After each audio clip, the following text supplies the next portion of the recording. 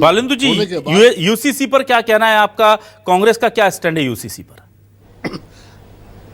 देखिए, जो unified civil code है, इसके बारे में कई चीजें ठीक भी हैं और गलत भी हैं। जो परंपरागत बातें चली आ रही हैं हमारे देश के अंदर, तमाम धर्म हैं, तमाम लोग, तमाम जातियां हैं, उनके अंदर जो बरसों से चीजें चली आ रही, परंपराएं चली आ रही, उनको एक नियम से बांधना उचित नहीं होता है। कोई चीजें कहीं खराब है, कहीं दिक्कत है, तो उन्हें लोगों को समझाई देना चाहिए। समझाई देकर समय देना चाहिए कि इन चीज़ों को धीरे धीरे बदलें। वो ऐसा न करते हुए भारतीय जनता पार्टी क्या करती है कि उनको ऐन मौके पे, जिससे उनको राजनीतिक लाभ मिल सके, ऐसा सिविल कोड वो लेकर के आइए। आने वाले दिनों में निकायों को चुनाव होंगे, विधानसभा के चुनाव होंगे, लोकसभा के चुनाव होंगे। ऐसे समय में यूसीसी ला करके वो ये क्या दिखाना चाह रहे हैं? देखिए, हम मुस्लिम हिंदू की बात मैं कतई नहीं करता हूँ। मैं कई चीज़ें ऐसी हैं जो मुसलमानों के लिए ठीक नहीं है, हिंदुओं के लिए भी ठीक नहीं है। तमाम मंदिर ऐसे जहाँ पे महिलाओं को अंदर आने नहीं दिया जा सकता है, इसके बारे में तो कोई बात नहीं कही।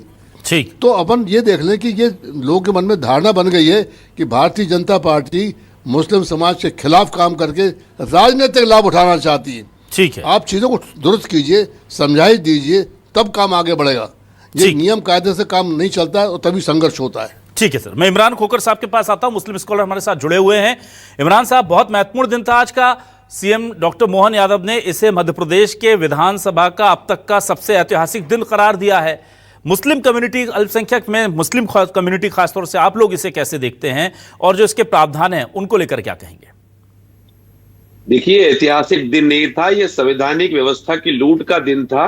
उसका एक सीधा सा मैं आपको एग्जांपल देके बताता हूं कि जब ये मुल्क आजाद हुआ था तो मेरे पुरखों के साथ में बाबा साहब भीमराव अम्बेडकर और महात्मा गांधी ने एक वादा किया था कि after the independence you will have a freedom of religion. और फिर बाबा साहब भीमराव अम्बेडकर ने मेरे उस वादे को आर्टिकल 25 के अंदर, right to practice my religion के अंदर, मुझे उसके अंदर इम्यूनिटी दी। लेकिन आज ये काला दिन है संवैधानिक व्यवस्था के लिए कि ये बाबा साहब भीमराव अम्बेडकर के द्वारा दिए गए वादे की खिलाफी कर रहे हैं। कैसे कर रहे हैं मैं आपको बताता हूं। फंडामेंटल राइट है, right to practice my religion, marriage, adoption, divorce, inheritance, maintenance, these all are the terminology in my Islam. और उसको आप कहीं ना कहीं ब्रिज करने की कोशिश कर रहे हैं। इस मामले को लेकर नवंबर 2024 के अंदर property owners association versus state of Maharashtra का सुप्रीम कोर्ट की एक रूलिंग है, जिसमें उन्होंने साफ शब्दों में कहा गया है कि fundamental rights can not be bypassed for the DPSP under any circumstances. यानी आप डीपीएसपी के चक्कर में किसी के फंडामेंटल राइट को वॉयलेट कहीं नहीं कर सकते। लेकिन उसके बावजूद भी मेरे फंडामेंटल राइट को ब्रीच किया जा रहा है, सिर्फ ये दिखाने के लिए अब्दुल टाइट है, मुस्लिम दबे हुए हैं, हमारे पास बहुमत है, हम कुछ भी कर सकते हैं। करना था इनको अपने सरकारी पाप छुपाने थे। महाकाल लोक के आसपास इन लोगों ने जो बेईमानी से जमीनी खरीदी उसको कवर अप करना है। भागीरथपुरा के अंदर 50 लोगों को इन्होंने जहरीला मलमूत्र पिला हुआ पानी पिला दिया, उसको कवर अप करना है। छिंदवाड़ा के अंदर 25 बच्चों को जहरीली कफ सिरप पिलवा दी, उसको कवर अप करना है। आज हमारा 5.5-6 लाख करोड़ रुपए हमारा कर्जा बढ़ चुका है प्रदेश के अंदर, उसको कवर अप करना है। कुल मिलाकर इन लोगों को एक चीज शो करनी है कि हम मुसलमानों को जितना दबाएंगे उतनी हमारी राजनीति चमकेगी। पर्ची से निकले हुए मुख्यमंत्री, लॉटरी सिस्टम से बने हुए मुख्यमंत्री को अपने राजनीतिक आकाओं को दिल्ली में खुश करने के लिए, मुसलमानों को प्रेशराइज करने के लिए इस तरह का कानून लाया गया है जो कि गैर संवैधानिक है, मेरे फंडामेंटल राइट को ब्रीच कर रहा है। And we will move to the court for the justice. ठीक है, इमरान खोकर साहब ने खुलकर के अपनी बात रखी है। अब मैं इस पूरे मामले को लेकर के एक बार फिर से आ जाता हूं। बीजेपी से राजेंद्र भारती जी जुड़े हुए हैं।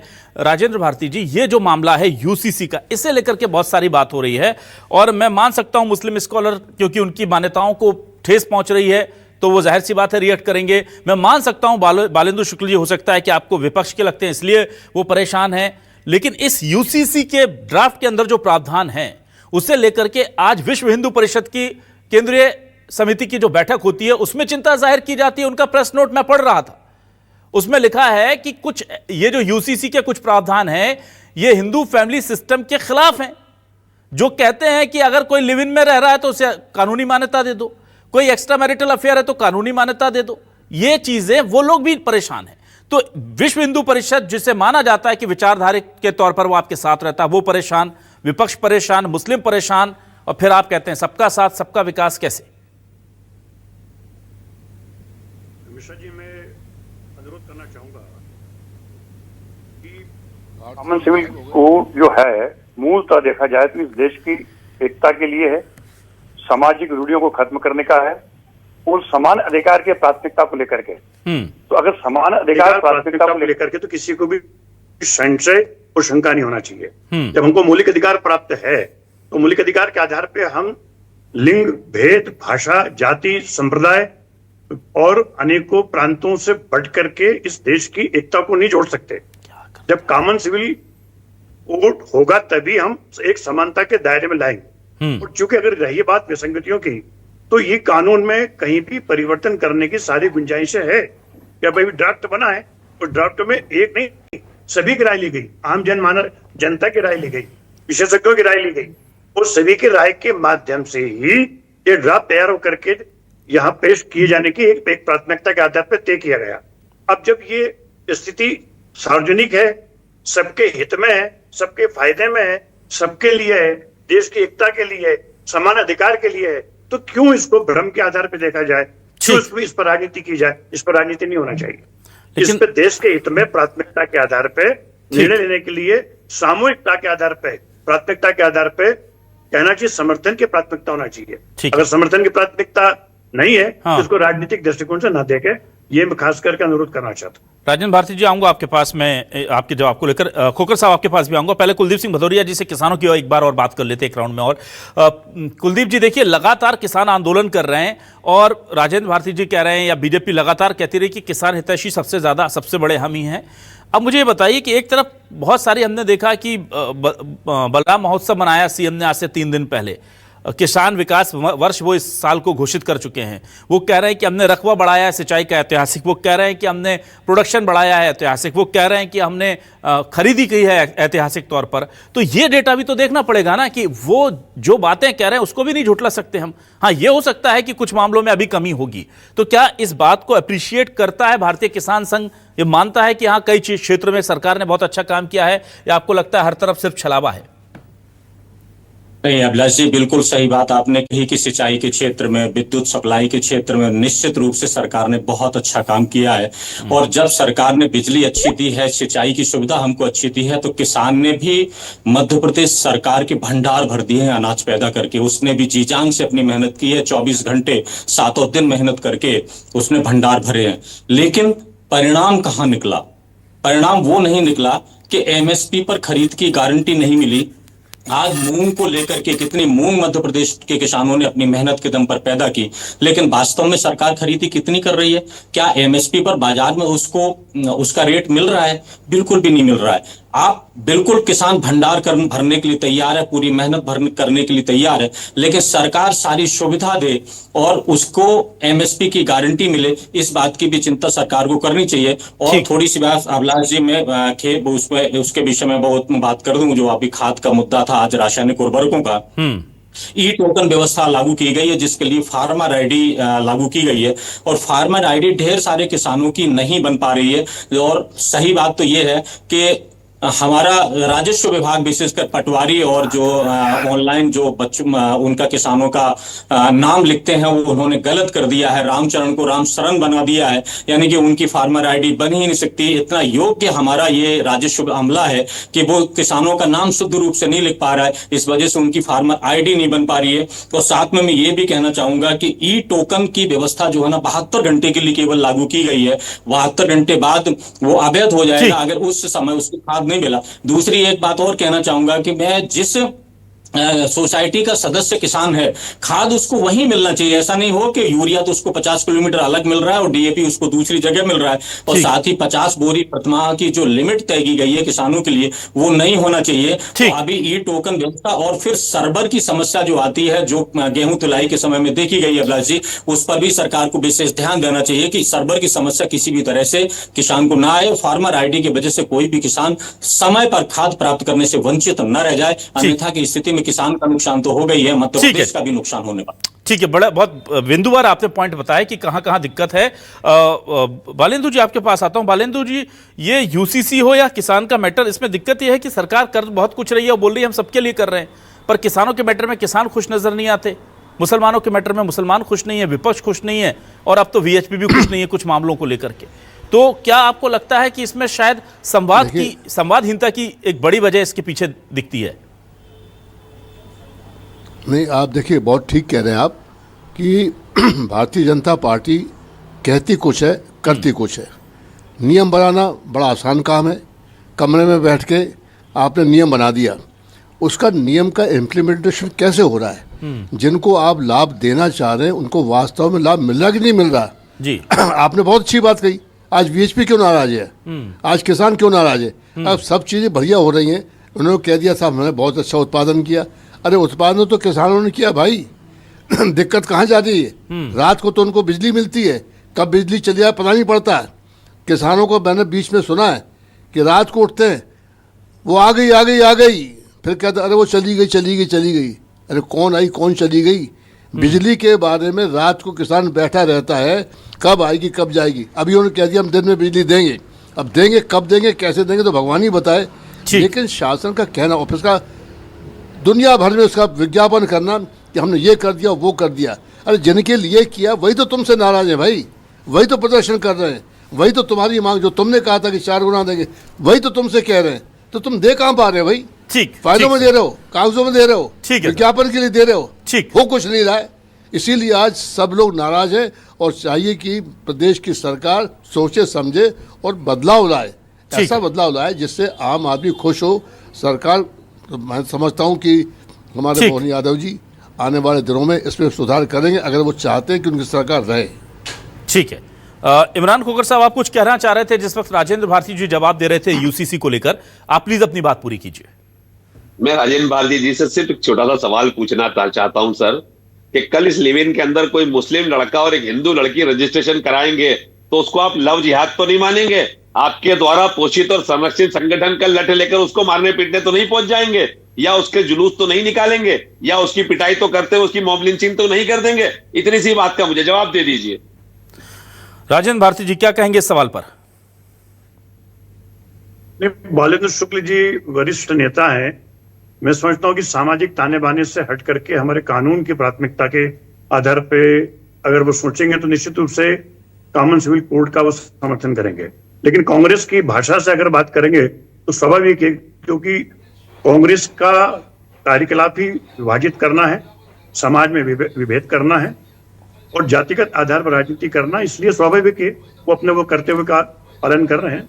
शुक्ल जी, मैं उसके विषय में क्या टिप्पणी कहूंगा, तो स्वयं निर्णय ले ना। एक चीज और राजेंद्र भारती जी, आप कह रहे हैं कि सबके लिए देश में एक कानून होना जरूरी है, फिर आदिवासियों को क्यों छोड़ दिया आपने? अगर मुस्लिम 2 शादी नहीं कर सकता, अच्छी बात है, आदिवासियों की बेटियां नहीं होती क्या? वहां 2 शादी क्यों अलाउ कर रहे हैं आपसे? ये इसका जवाब चाहिए मुझे। मैंने आपसे पहले ही कहा है कि चूंकि कॉमन सिविल कोड जो लाने की प्राथमिकता है, जिस क्षेत्र में अधिकांश वो समाज जो शहरी क्षेत्र में रहते हैं, जहां विसंगतियां ज्यादा है, सामाजिक मतभेद ज्यादा है, जहां कुरीतियां ज्यादा है, तो जहां जिस क्षेत्र के आधार पर प्राथमिकता के आधार पर निर्णय लिया जाना है, तो जहां जिसको देश की एकता के आधार पर जोड़ने की प्राथमिकता, वहां निर्णय लेने में कोई कोताही नहीं है। और चूंकि आदिवासी जो क्षेत्र का रहने वाला, वो तो वन जंगलों में रहने वाला है, तो वहां इन सब चीजों की आवश्यकता है ही नहीं। तो जो चीजें जिसकी आवश्यकता नहीं है, तो प्राथमिकता पहले किसकी है? तो समाज को उस ढांचे में लाने की हमारी पहली प्राथमिकता है। ठीक है। आप स्वयं देखिएगा कि इसी भारतवर्ष में जो बाल विवाह प्रथा थी, उस पे कानून बना, और उसके बाद आप स्वयं देखने वाले हैं कि बाल विवाह प्रथा के साथ साथ में हमने देखा है कि जो ऐसी घटनाएं रही जिन घटनाओं के आधार पे निश्चित सुधार की गुंजाइश बनी और बाद में सुधार हुआ है। ठीक। तो जो प्रथाएं कुरीति के रूप में है, उन कुरीतियों को समाप्त करने में कानून की प्राथमिकता अगर आती है तो स्वागत योग्य है। राजेंद्र भारती जी, चलिए आप शादी के लिए बोल देते हैं कि वो दूर दराज इलाके में रहते हैं, वहां पर एक प्ली अगर 1% मैं मान भी लूं, हालांकि मेरा मन तो नहीं कर रहा, मैं मान भी लूं, मुझे यह बताइए कि आदिवासी बच्चियों को उनकी पैतृक संपत्ति में हक क्यों नहीं दिलाना चाहती बीजेपी? ये इसका रीजन बता दीजिए मुझे। चलिए। नहीं, वो वंचित नहीं है, और आदिवासी वंचित है सर। आदिवासी बेल्ट में बच्चियों के पास पैतृक संपत्ति में अधिकार नहीं है। यही अनुरोध है कि वनवासी घुमक्कड़ जातियों की प्राथमिकता के आधार पे वो हैं, वो एक स्थान पे रहते ही नहीं है अधिकांश। तो जिनकी घुमक्कड़ एक मिनट प्राथमिकता राजेंद्र है, भारती जी, आप तो इस घुमक्कड़ और कानून का वनवासी कितना लाभ को मिलेगा, जिन्हें कितना नहीं जिन्हें हम मिलेगा। आदिवासी कहते हैं, आप वनवासी कहते हैं, उन्हें मिक्स मत कीजिए। मैं कह रहा हूं जो वनवासी हैं, आदिवासी हैं, उनकी बच्चियों को पैतृक संपत्ति से अधिकार दिलाना आप क्यों नहीं चाहते? क्या वो लाडली बेटियां नहीं हैं? नहीं, मैं आपसे पहले अनुरोध कर रहा हूं, मैंने आपसे यही निवेदन किया है कि चूंकि अभी खाने पाने की प्राथमिकता के आधार पे वो तो उनकी संपत्तियां लगभग ना के बराबर है, वो तो रोजगार के आधार पे हैं। लेकिन राजेंद्र भारती जी, आप ही की केंद्र सरकार का डेटा बताता है कि सबसे ज्यादा पिछड़ा हुआ आर्थिक आधार पर मुस्लिम है, तो उनकी संपत्ति ना के बराबर होनी चाहिए, ना कि आदिवासी की। कॉन्ट्रोडिक्शन हो गया यहां तो। देखिए, सामाजिक समरसता के लिए अगर मान लो इस कानून की प्राथमिकता है तो मुस्लिम समाज या को भय नहीं होना चाहिए, और ये देश के कानून की प्राथमिकता के आधार पर समर्थन के दृष्टिकोण से देखना चाहिए। इमरान खोकर जी, लास्ट 10 सेकंड दे देता हूं आपको, लास्ट 10 सेकंड इमरान जी आपको दे रहा हूं। मैं आपकी बात को जरा से मैं पूरी कर देता हूं कि इस प्रदेश के अंदर डेली 7 से 8 आदिवासी महिलाओं के रेप होते हैं according to NCRB data. Inheritance के अंदर आदिवासी महिलाओं को कोई पैतृक संपत्ति में हिस्सा नहीं मिलता है। पॉलीगैमी रेट आदिवासियों में ज्यादा है, चाइल्ड मैरिज रेट आदिवासियों में ज्यादा है, डाइवोर्स रेट आदिवासियों में ज्यादा है। इसके बावजूद इनको भला मुस्लिम महिलाओं का करना है। आदिवासी महिलाएं इस देश की कोई हिस्सेदार है या नहीं, राजेंद्र भारती जी बताएं। राजेंद्र भारती जी 10 सेकंड आप भी ले लीजिए, आंसर दे दीजिए, खत्म करते हैं फिर। जी, क्या विषय जो थोड़ा सा फिर से रिपीट करें आप प्लीज? मुस्लिम स्कॉलर हमारे पूछ रहे हैं इमरान खोकर जी कि इस देश में, मध्य प्रदेश में आदिवासी महिलाओं के साथ रोज 8 से 10 महिलाओं के साथ बलात्कार होते हैं, उनके डिवोर्स रेट मुसलमानों से ज्यादा हैं, बच्चियों को उनमें इनहेरिटेंस राइट्स नहीं है, उनको वसीयत में अधिकार नहीं मिलता, और उसके बाद भी आपको सिर्फ मुस्लिमों की चिंता है, आदिवासी बच्चियों का भला नहीं करना चाहते। आप क्या कहेंगे? नहीं, देखिए, ये मैं इस तथ्य को पूरी तरह से प्रामाणिकता के आधार पर इसको मानने को तैयार नहीं हूं, ठीक, लेकिन जहां भी जिस जगह पे बहुत सख्त कानून है, मध्य प्रदेश की सरकार ने पूरे देश में कानून है आदिवासियों के संरक्षण के लिए और उनके प्राथमिकता के लिए और उनके अधिकार के लिए। ठीक है सर। अगर कोई इसी प्रकार कोई घटना घटे तो सरकार बहुत संज्ञान में लेकर सख्ती से कार्रवाई की जाती है। ठीक है, देखिए सरकार चूंकि अब ये बिल का पूरा ड्राफ्ट ला करके अब विधेयक के तौर पर इसे पेश किया गया है, अब देखते हैं इसे पास होता है या नहीं होता।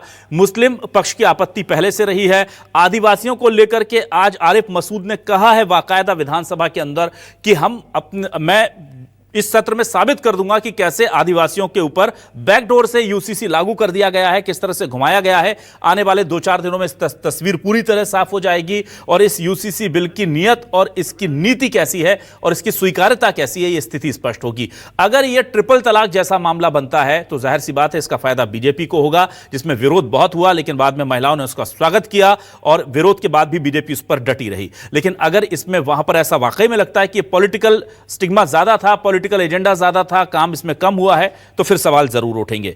किसानों की बात तो फिर इस देश में, आप जब से ये देश बना है, सियासत मतलब मैं कहूंगा कि डेमोक्रेसी जब से आई है, हर बार होती है, हर बार सरकारें दावा करती हैं किसानों के साथ है और हर बार किसान आंदोलन करते हैं, इसलिए बहुत कुछ कहना जरूरी भी नहीं। बहुत शुक्रिया राजेंद्र भारती जी, बालेंदु शुक्ल जी, इमरान खोकर साहब और कुलदीप सिंह भदौरिया जी हमारे साथ जुड़ने के लिए, इस डिबेट का सब बनने के लिए। तमाम दर्शकों का शुक्रिया। नमस्कार।